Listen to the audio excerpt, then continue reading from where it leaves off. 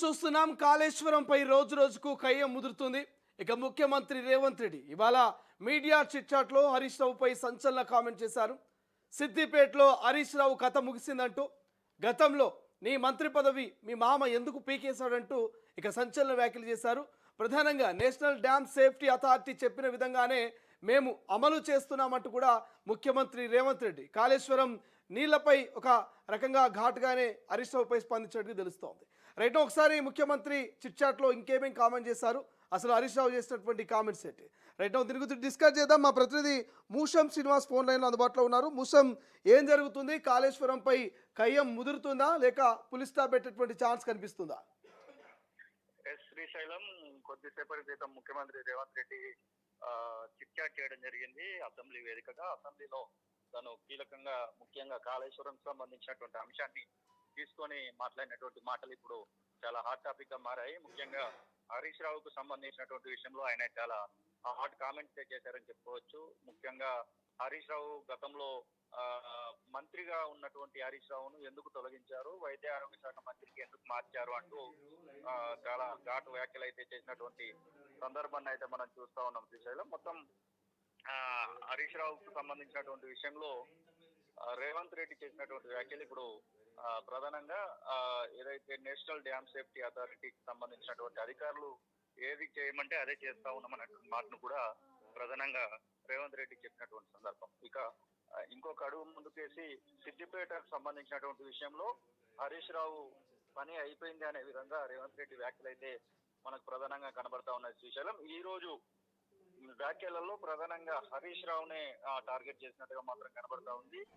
కాళేశ్వరాన్ని కట్టింది కూల్చింది మొత్తం బీఆర్ఎస్ అంటూ తనైతే దుయ్యబట్టినటువంటి సందర్భం. ఇక డబ్బులను వెనకేసుకోవాలనేటువంటి ఉద్దేశంలో భాగంగానే హరీష్ రావు చేసినటువంటి తతంగాలకు కేసీఆర్ అన్ని గమనించే తన యొక్క పదవిని తొలగించాడు అనేటువంటి మాటను కూడా కేసీఆర్ విషయంలో హరీష్ రావు విషయంలో రేవంత్ రెడ్డి ఈ రోజు మాట్లాడడం జరిగింది. మరి దీనికి సంబంధించి అంటే ముఖ్యంగా కాళేశ్వరానికి సంబంధించినటువంటి విషయంలో మాత్రం తెలంగాణ రాష్ట్ర ప్రభుత్వము NDSA national dam safety authority ఏది చెప్తే దాన్నే చేస్తుందనేటువంటి మాటను అయితే గంట పదంగా చెప్పినటువంటి సందర్భాన్ని అయితే చూస్తా ఉన్నాం.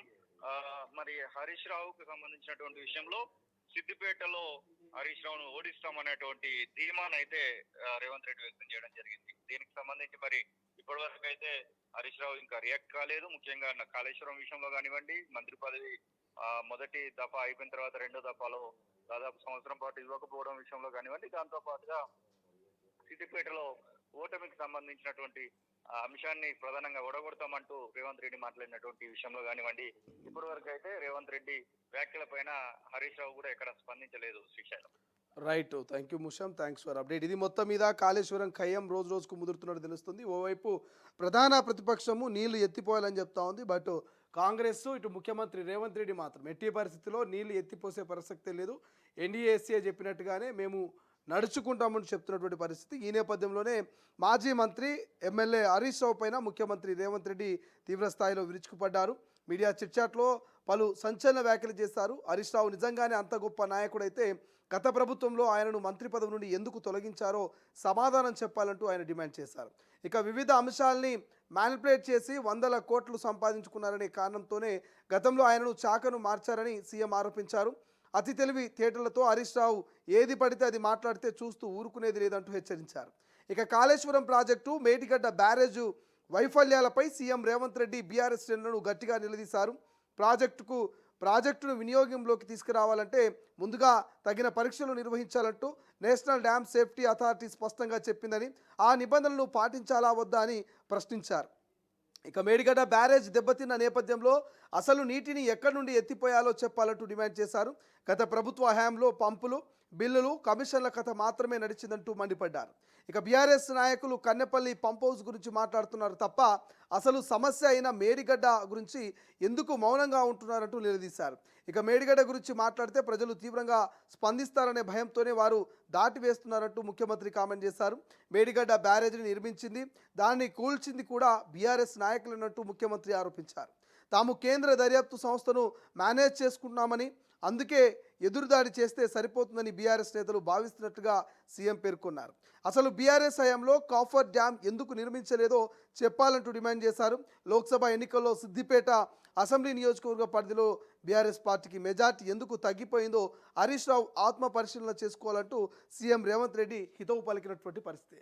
బట్ ఏదేమైనప్పటికీ రోజు రోజుకు ఈ కాళేశ్వరంపై మాత్రము ప్రధాన ప్రతిపక్షము అండ్ అధికార కాంగ్రెస్ పార్టీ ఇద్దరి మధ్య మాటల యుద్ధం అయితే తలపిస్తున్నటువంటి పరిస్థితి. ఒకరు నీళ్లు ఎత్తిపోయాల్సిందే, రైతులకు మీరు సకాలంలో సాగునీళ్ళు అందించాల్సిందంటూ ఇటు బీఆర్ఎస్ డిమాండ్ చేస్తే, లేదు ఒకవేళ నీళ్ళు కనుక ఎత్తిపోస్తే ఇటు మేడిగడ్డ, అన్నారము, సుందిల్ల ఈ డ్యాములు ప్రమాదంలో ఉంటాయి. నిజంగా నీళ్లు ఎత్తిపోస్తే కనుక మరి పూర్తిగా కాళేశ్వరం కింద ఉన్నటువంటి 40-45 గ్రామాలు, అదేవిధంగా భద్రాద్రి రామాలయం నీట మునిగేటువంటి అవకాశం ఉంది.